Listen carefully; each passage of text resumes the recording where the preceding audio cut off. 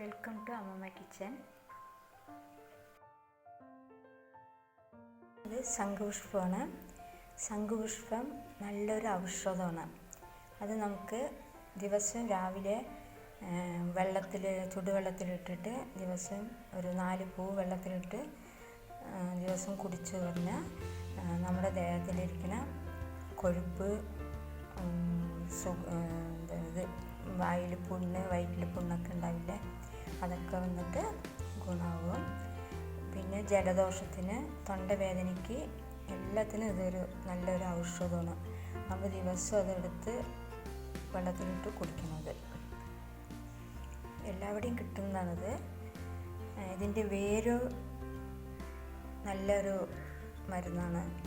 പിന്നെ നമ്മൾ വെള്ളം തിളപ്പിക്കുമ്പോൾ ഈ പൂവ് ഇതിൻ്റെ ഇലയും ചേർന്ന് വെള്ളം തിളപ്പിച്ചിട്ട് അത് ജലദോഷം, പനിയൊക്കെ ഉണ്ടെങ്കിൽ അത് കുടിച്ച് പറഞ്ഞാൽ നല്ല ഗുണമാകും.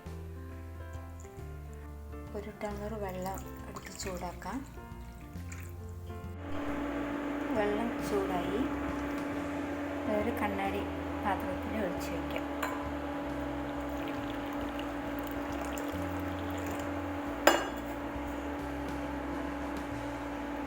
അതൊരു 4 പൂവ്.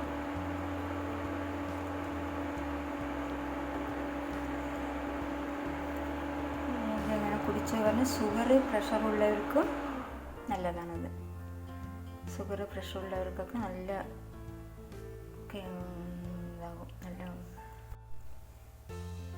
ഈ ശംഖുപുഷ്പത്തിൻ്റെ ഇലയുണ്ടല്ലോ, അതും കല്ലുപ്പും കൂടി കല്ലിൽ വെച്ച് അരച്ചിട്ട് നമ്മുടെ തൊണ്ടവേദനയൊക്കെ ഉള്ളവർക്ക്, ജലദോഷമൊക്കെ ഉള്ളവർക്ക് തൊണ്ടയിൽ വെച്ച് അപ്ലൈ ചെയ്തു പറഞ്ഞാൽ അത് ശരിയാകും. ആർക്ക് വേണമെങ്കിലും അത് വയ്ക്കാം. വലിയവർക്ക്, ചെറിയവർക്ക്, അങ്ങനെയില്ല, എല്ലാവർക്കും വയ്ക്കാം. പിന്നെ ഇത് അസുഖമുള്ളവർക്ക് എന്നില്ല, ആർക്ക് വേണമെങ്കിലും ഇത് വന്നിട്ട് വെള്ളത്തിൽ കലക്കി കുടിക്കൽ, പിന്നെ ഇത് ഇല അരച്ചിട്ട് തേക്കൽ, എല്ലാം ആർക്ക് വേണമെങ്കിലും ഉപയോഗിക്കാം. അത് നമ്മൾ ചുടുവെള്ളത്തിലിട്ട് വെച്ച ശംഖുപുഷ്പം ഉണ്ടല്ലോ, അതിപ്പോൾ ചേഞ്ച് ആയിട്ടുണ്ട് വെള്ളം. അതൊരു 1/4 മണിക്കൂർ വെള്ളത്തിൽ ഇട്ട് വെച്ചാൽ മതി പൂവിനെ. നമുക്കതിനെ പൂവിനെടുത്ത് വെളിയിലെടുത്തിട്ട് വെള്ളത്തിന് കുടിക്കാം. നമ്മൾ വെള്ളത്തിലിട്ട് വെച്ച പൂവാണത്. ഇപ്പം ഇങ്ങനെ കളറൊക്കെ ആയിരുന്നു ഉപയോഗിക്കുന്നത്. വെള്ള കളർ മാതിരി ഉണ്ടല്ലോ, ഇതേമാതിരി ആകുമ്പോൾ നമ്മളെടുത്ത് വെളിയിലെടുത്തിട്ട് ആ വെള്ളത്തിന് നമ്മൾ കുടിച്ചാൽ മതി. പിന്നെ ഇതിൻ്റെ വേര് വന്നിട്ട് ചെറിയ കുട്ടികൾ എപ്പോഴും കരഞ്ഞിട്ടേ ഇരിക്കും, ദേഹം വേദനിച്ചിട്ട്.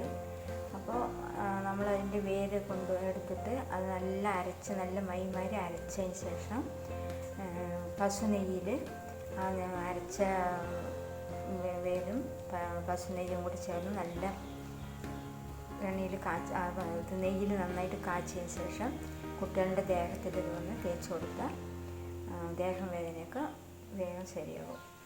അത് നിങ്ങളെല്ലാവരും ചെയ്ത് നോക്കിയിട്ട് അഭിപ്രായങ്ങൾ പറയണേ.